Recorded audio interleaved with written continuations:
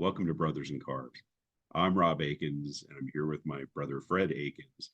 And today's subject is something that seemed to always be a part of our driving lives for years and years, especially when we were younger.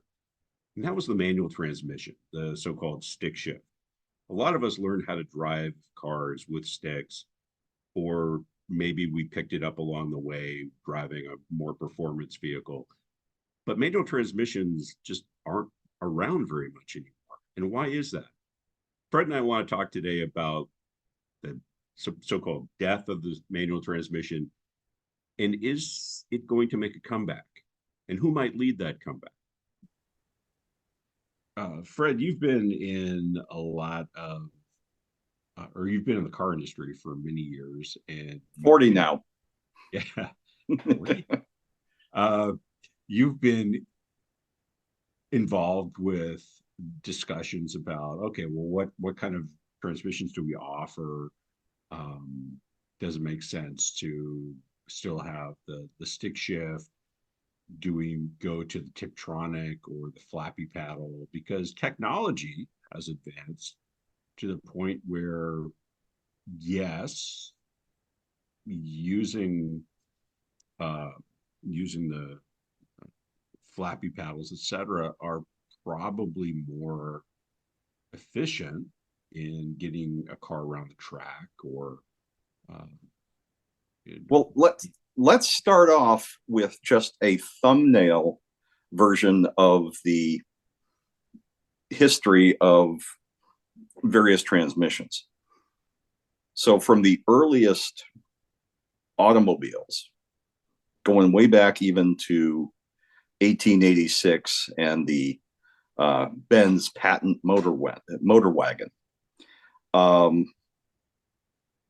those transmissions were manually shifted, and you had multiple gears and typically a clutch to disengage the transmission from the engine.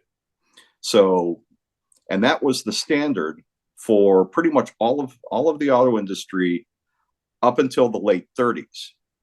And in the late 30s, General Motors, I think, came out with the first practical automatic transmission. um, I think it was either the original Hydra-Matic or the Buick Dynaflow, and that had a coupling that replaced the clutch. It was a what they call a torque converter. It was a fluid coupling, and that meant that you no longer had a clutch pedal, and you had bands in the transmission that would shift from one gear to another based on the fluid in the transmission and a few other things. And that made it, that kind of democratized, really helped spur the automobile and automobile sales, because now you had more people who could drive. Originally, automobiles were generally sold to the very wealthy who had a chauffeur, like our grandfather in 1916, who would drive other people's cars for them, and then they would take care of the car and um, be sort of a butler who could drive. So then you have the automatic transmission, and at first it was fairly limited sales, and most people still drove manual transmissions because that's what they knew how to drive. And automatics had some drawbacks. They were less efficient. They tended to suffer some breakdowns. They were not 100% reliable, as is the case with most breakthrough technologies. And then that carried on through the through the 40s, the war years, the 50s, the 60s.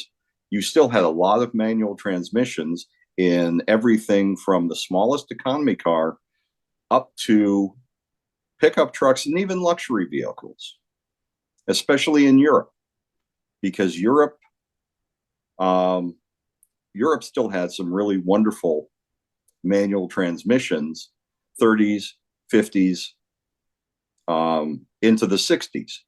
But they eventually started going into automatics, like our 1963 Mercedes Benz as a 4-speed automatic, which was pretty rare for that period.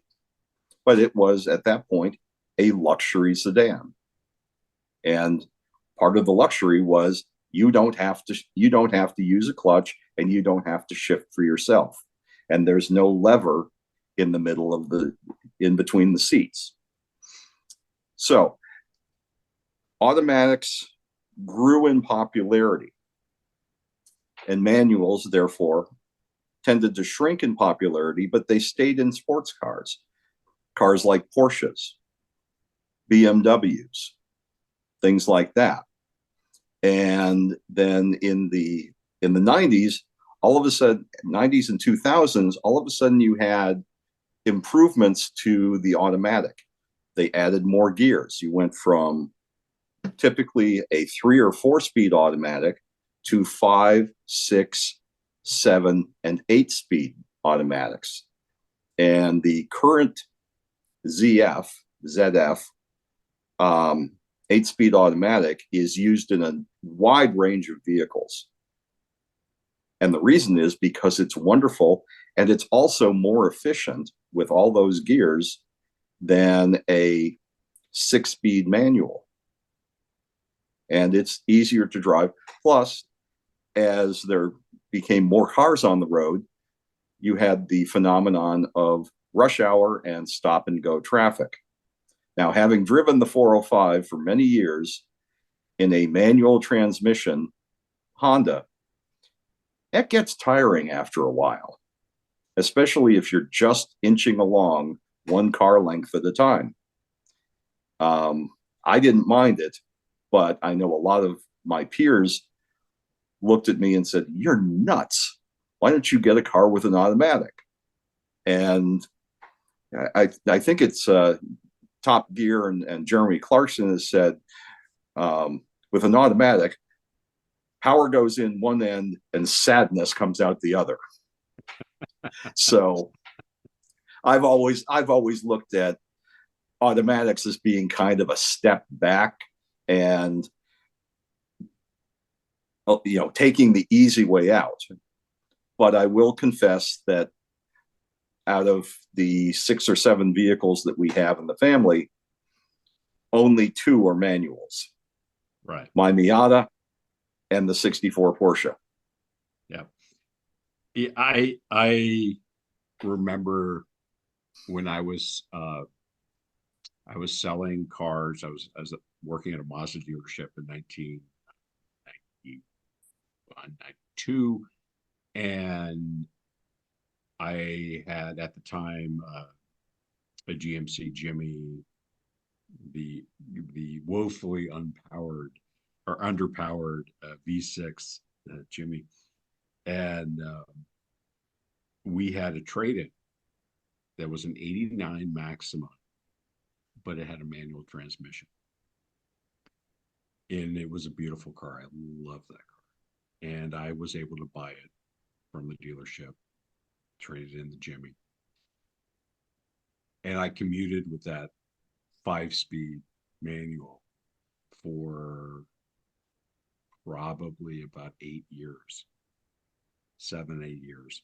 And you're right.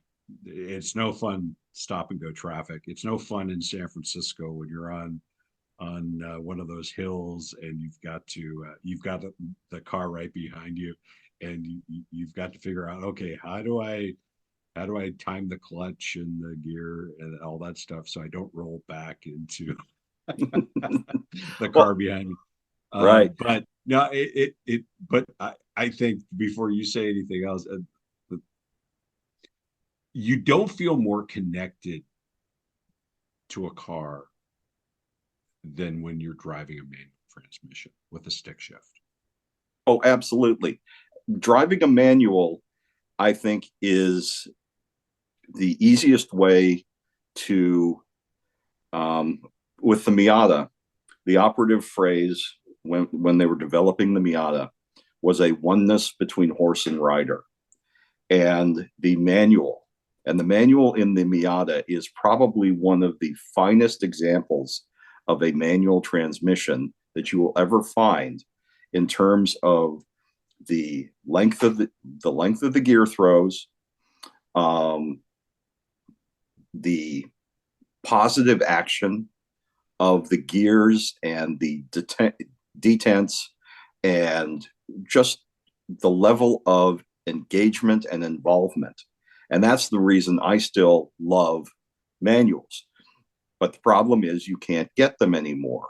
Now, when I worked at Mazda, when the Miata first came out, I think the manual penetration rate, the take rate for manual transmissions, was 90%. In fact, the first year, an automatic wasn't offered.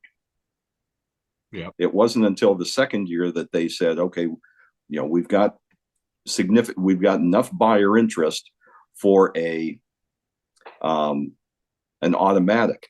But it was a 4-speed automatic, and yes, it did offer a bit of sadness.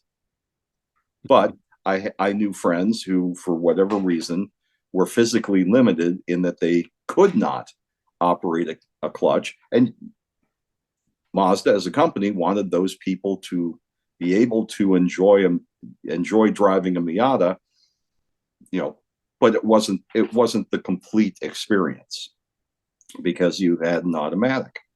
Right. The latest automatics and the really good dual clutch automatics, and in that I'm talking about Volkswagen's DSG that they use in the GTI, or Porsche's PDK. And bonus points in the comments if you can tell us what PDK stands for and spell it correctly. Yeah, spell it correctly with less than 20 letters. So anyhow, but those are some of the really wonderful auto manuals, I will call them, because they're actually a manual gearbox that's been converted to automatic operation, which is different from a conventional torque converter automatic. So hopefully we've got at least a start of an understanding of where automatics and manuals came from and where they went. I mean, the first manual I drove was a friend's 69 GMC 3/4 ton pickup. And the manual shift throws, as opposed to the Miata, which are maybe 2.5 inches long, the reach to fourth gear, third and fourth gear, it was in the next county. Yeah. So you're basically behind the wheel, and you're having to throw your body across the cab to grab third gear and then fourth. Banging your knuckles on the dashboard. Yes. Yeah. So yeah, there were downsides to manuals, like you've explained, driving in the city and everything. Yeah.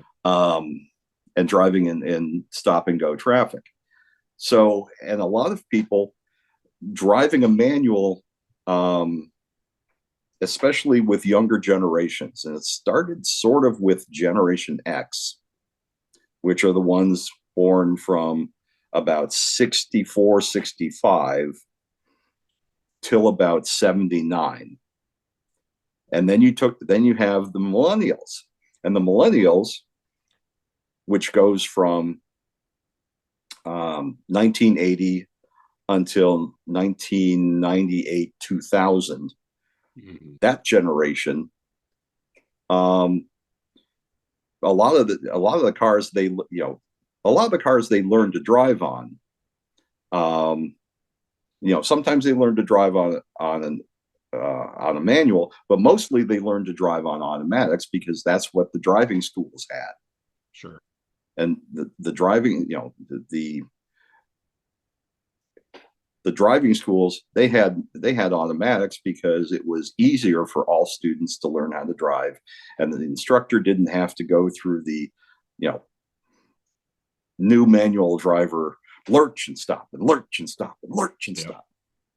And so they, those subsequent generations to us boomer types, although you're technically an X, um, we'd learn on a manual. And I remember driving Dad's Porsche once when I was Which in was high not school. the easiest clutch in the world. No, it was not the easiest clutch in the world. And our father, for all of his wonderful characteristics, was not perhaps the best teacher of driving a manual. Now, Yeah. thankfully, I did not inherit, or I progressed beyond that skill, because I can't tell you how many people I have taught to drive a stick in a Miata. Usually one Okay. borrowed from Mazda's press fleet. Yep. Yep. Or my own. And that makes a big difference when Yeah, it's it does. when it's an easy car. Once people get the basics and they go, "Oh, this is fun." Oh yeah, clutch And engagement. Yeah. yeah, and once they realize, hey, driving a manual is fun. It's involving. It's not sitting there and you have nothing to do. In fact, you almost have too many things to do. And with my own three millennial kids, I've managed to get them. They all know how to drive a stick. Mhm. Both boys have stick shift cars. In fact, that's all my youngest will drive. Yeah. He turns up his nose at an automatic. Um, my older son is at least a little more understanding, so he's got multiple manuals, but he'll drive a auto manual like a PDK. He had a PDK in his last Cayman, but he understands the feeling of driving a manual. Sure. And the nice thing about, I always thought about having a manual transmission is you have to be doing something with both hands, which means you can't be texting. That's very true. So I wanted to do a little screen share here real quick. We're not going to go Okay. through these articles completely, but I thought it was interesting how the industry, the auto industry, is evolving. And so this is an article from back in 2018. The manual transmission will be around for another decade, BMW says. And they're talking to the BMW's development chief, and he said, "Hey, we really think that while technology is progressing, flappy, but paddles are the wave of the future. People still want that feel especially in the M cars, which were, of course, the BMW." Uh, their effort to appeal to the purists and the real enthusiast drivers with their M-class vehicles, whether it's the M3, M4, etc. And he was saying that we understand that our drivers, the people who are passionate about the quote ultimate driving machine, want to be connected with the vehicle. And so while they said that the manual is going to be around for a long time, they also said, yeah, we're probably not going to be throwing lots of money at developing the next generation true manual transmission.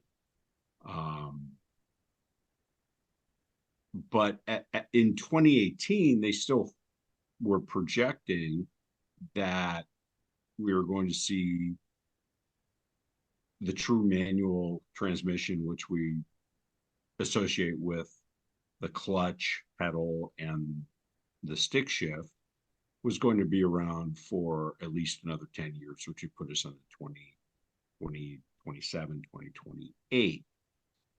And then, interestingly, and I'm going to have to shift gears here. Interestingly, Nice pun. yeah, we're not amateurs here, right? But the interesting thing was, and I'm going to stop sharing for just a second, was that something changed in the next few years. At least maybe some people didn't get the memo. And they decided that the six on the floor, whatever it was no longer appealing to who they thought their target audience was. Well, that's not entirely true. Okay. Because funny thing about BMW, a couple of M3s ago, and I think it was also an M5 back in the late 2000s, early 2010s. BMW made a pronouncement that the next generation was going to, the next generation vehicle, M-Car, was not even going to offer a manual. And there was such a great hue and cry from the dyed-in-the-wool enthusiasts of the BMW CCA, BMW Car Club of America, that BMW backtracked and said, okay, we will offer manual transmissions in these upcoming M cars. Mm-hmm.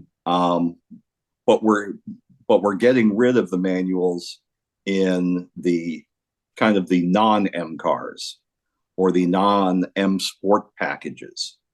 And so it was basically BMW narrowing down the offerings, and that has the consequence at the showroom level of reducing the availability of manual transmission cars. And then the product planner, or the sales guys and the product planners and the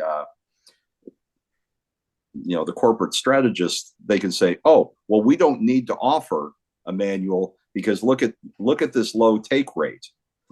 It's gone from 10% or 20% down to 5%.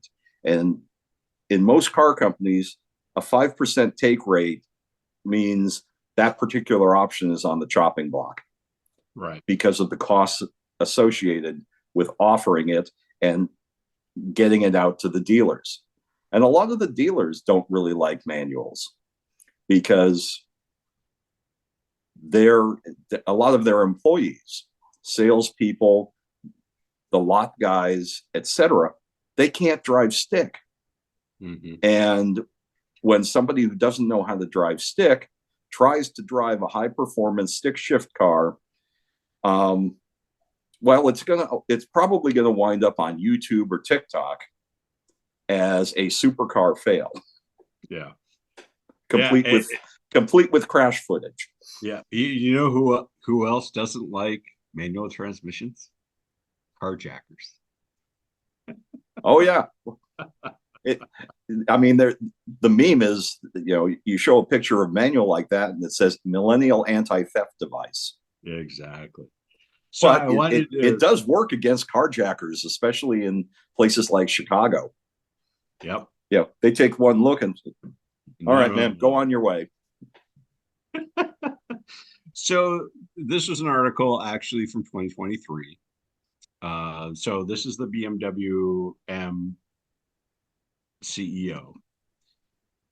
And gentleman named Frank Van Niel. The manual is slower and results in higher fuel consumption and sometimes has also a lower top speed. So the manual actually, from an engineering standpoint, made no real sense. So this was their kind of trial balloon that, yeah, we're going to kind of phase out the manual transmission as our drivers know and love it, and we're going to be going to more of a flappy paddle, um, quasi automatic Tiptronic kind of. Now, from a technological standpoint and a business standpoint, he's 100% right. Mhm. But as the head of a division at BMW, whose tagline remains the ultimate driving machine, that's a swing and a miss.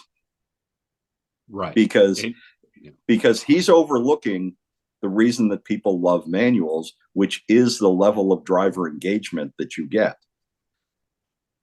Right. And so, yeah, on the business side, I can't argue with it. But on the driving enjoyment and passion side, he might as well be selling, EVs, which is where they're going anyway. Guess who likes the stick shift? It's Gen Z. And it this from the Robb report that talks about how all of a sudden, not that it's a high percentage of sales that want a true manual transmission, but it's almost doubled from a few years ago, where it was about 0.8, 0.9% of new vehicles were being Right. sold with true manual transmissions. In 2023, that jumped up to 1.7%. And the reason that they're citing is very interesting. That Gen Z, who is the most plugged in generation ever, where they were given tablets and iPhones and so forth when they were growing up to entertain Yeah, them. they had a tablet in their crib. Almost, yes. And they are now finding that being more engaged in the driving experience is appealing to them. That they want to be, as you were saying earlier with the Miata, being more one with the vehicle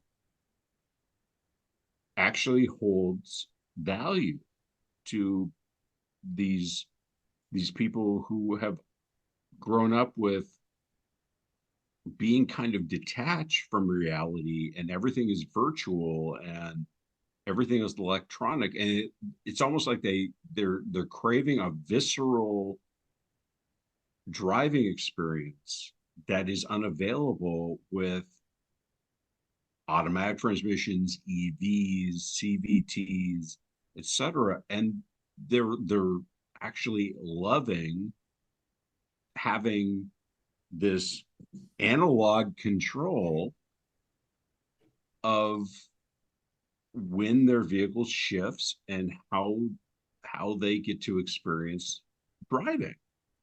Right. They're a much more experiential generation than maybe the couple of generations before them, who slowly became more and more isolated and separated from experiences because they grew up being so hyper connected. They're craving that. They're craving the mechanical, Right. which And which is feeling, which is an interesting way to look at it. And yep. And I have to now, say, if anybody who has not driven a manual transmission, that feeling going from first to second or from third to second into a corner is something that's hard to describe to anybody who hasn't driven a manual transmission. Yes. You feel that engine braking going into a corner, or that tug when you shift gears coming out of a corner. And when you get the perfect shift, either upshift or downshift, it is an endorphin hit, which I've described to people as almost nirvana like. It's a higher level of consciousness. And I remember teaching my daughter. Now, the first time I taught her to drive a manual transmission car, she, in tears, turned to me and said, "Can you convert it to an automatic?" And I very graciously said, "Well, I could, but I'm not going to. Yeah. You're going to learn to drive this."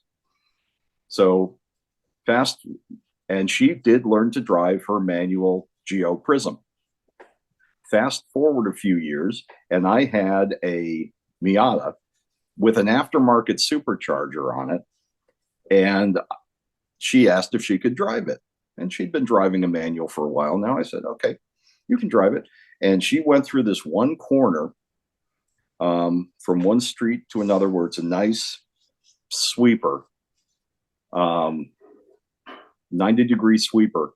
And she executed a perfect downshift going in and a perfect upshift coming out. And I felt the back end move just a little bit as she was adding power. Yep. And she did it so beautifully and smoothly. And all of a sudden, I watched her have an epiphany moment. Yep. And at that particular moment, I knew she got it. Yeah. And she became a member of the club. Yeah, it's like the hair stands up on the back of your neck. She had that level of connection from doing it perfectly, and the smile on her face was priceless.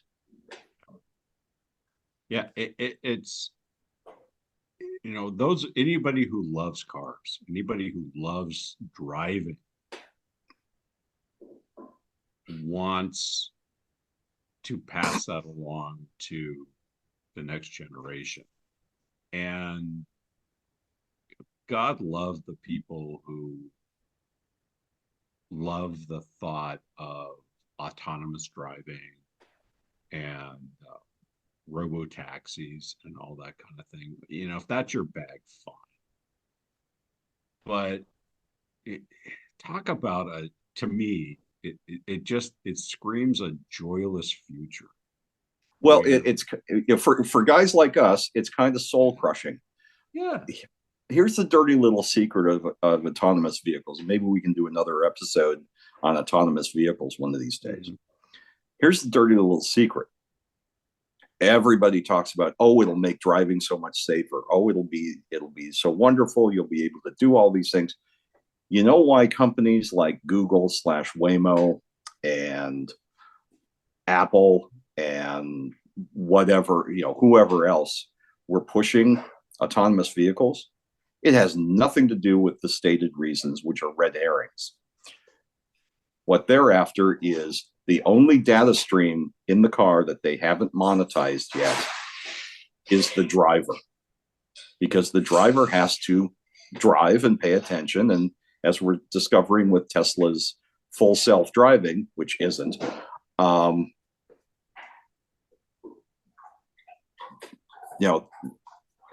the person behind the wheel still has to pay attention and not be shopping on Amazon or scrolling through their feed, or like they show in some commercials, playing some sort of silly video game on the touch screen in the middle of the car. That's where the impetus for autonomous vehicles is coming from. And anyone who tells you that it's to make the road safer, they've bought the narrative, or they're selling you something, or they're selling the narrative. Yeah. Take your pick. Yep. So, okay, I'll get off my and soapbox now. in my world, in my world where uh, dealing with investments and listening to Wall Street analysts and prognosticators and so forth who seem to be all in on the concept of autonomous vehicles. Like everybody wants robo taxis. I keep asking myself, who are they talking to? Because America, if you look at a map of America, 90 to 95% of America does not Is exist in a world where autonomous vehicles would No, be something that they'd be not about 90% of America is big empty spaces. I've driven across it. Yeah. I mean, you can drive to the middle of nowhere and you're a couple hours from even a mid-sized town, and you're not gonna catch a robo taxi to go there. Right. And guess what? They wouldn't be caught dead out there. Yeah, guess what? A lot of Americans, they have no desire to tell a car where to take them. They like to get behind the wheel and just drive. And maybe they want to drive to a national park. Maybe they want to drive to the city. Maybe they just want to go on a country road and enjoy the um, the experience of Right. weaving Roll the around. windows down, smell the new mown hay, Right. smell the flowers in bloom in spring, and just be, Right. which And you aren't going to get in a robo taxi. and as one of our favorites, Peter DiLorenzo, talks about, Americans have always they've always craved the ability to explore the open road. And one of the things that autonomous vehicles do not give you is that ability to explore. It's just, okay, I want to go from here to there, take me. And that might be fine for somebody who looks at a car as an appliance. And Or you could wind up with a situation like 2001 Space Odyssey, where you tell the car to take you someplace and it's been programmed to say, I'm sorry, Dave, I can't do that. I'm sorry, Dave. Open the pod bay doors, or Pal, open take the pod bay take me out to the middle of this dry lake. I'm sorry, I can't do that. Right. I'm not programmed to do that. Right. And of course, most robo taxis you can freeze in their tracks with an orange cone strategically placed in the middle of the road. And people have done this. They have literally paralyzed either Cruise or Waymo vehicles in downtown San Francisco by just strategically placing an orange cone. And the car doesn't know what to do, which of course creates a crisis for all of the non-autonomous vehicles stuck behind it now. Yes. And so. But we've strayed from topic. Yes. As we often do, is that the people who are pushing the future so hard are not being honest about why. They're pushing some of these technologies, not because they say they're better, and they might be demonstrably superior in some ways, but they're missing the forest for the trees.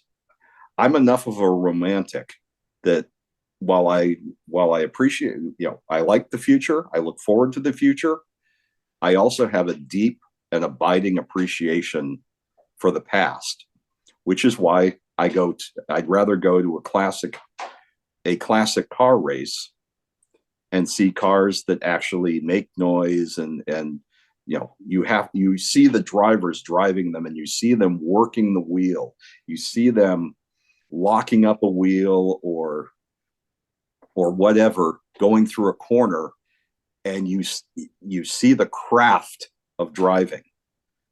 So it's a craftsmanship that you don't get with a mass produced isolation chamber, let's say, like a Mercedes-Benz EQ EV. Mm-hmm. Nothing against Mercedes-Benz or a BMW i7. I don't think it's particularly attractive. I don't think the Mercedes is particularly attractive, but that's an aesthetic criticism. But the very nature of the vehicle is, its job is to isolate you from the world around you. I would rather be involved and engaged in the world around me. And in my case, driving the Miata, that happens to be with the shift lever in my hand, working all 6 gears. Right. And occasionally reverse. Absolutely. So, yeah, I think that hopefully there is a place for the traditional manual transmission going forward, and it'll be rediscovered by the next generation that wants to really experience driving for all it can be. I'll finish with one thing. Both of us like the Rush song Red Barchetta. Yes. One of my favorites. And that's basically an apocryphal tale of someone who goes and drives a car, an old Ferrari, that his uncle has preserved for 50 plus years in a barn. And he takes it for a drive in the country, and it talks about the smells and the sights and the feel, and how he evades a couple of alloy air cars, 2 lanes wide, by crossing a 1-lane bridge to get back to his uncle's farm, which is a brilliant story. The sad part is Ferrari no longer makes any cars with manual transmissions. They've abandoned the manual. One of the last manufacturers that I would have expected to have abandoned the manual. You cannot get a manual Ferrari. You can throw as much money at them as you want, and their cars are expensive, sometimes into the millions, and you still can't get a manual transmission Ferrari. You have to go back to the early 2000s. One of their greatest modern vehicles, the F40, is a manual transmission with a clutch. I think that may be one of the last. Yeah. But that's from 1988. So yes, it's an old timer now. 35 years, or God. Anyhow, this has been a fascinating discussion. No, I think it's an interesting discussion. I hope everybody's watching enjoyed this video, and let us know what you think about the manual transmission. If you ever if your first car was a manual, when you learned how to drive a manual, what you think about driving a manual. It's just it used to be that was the budget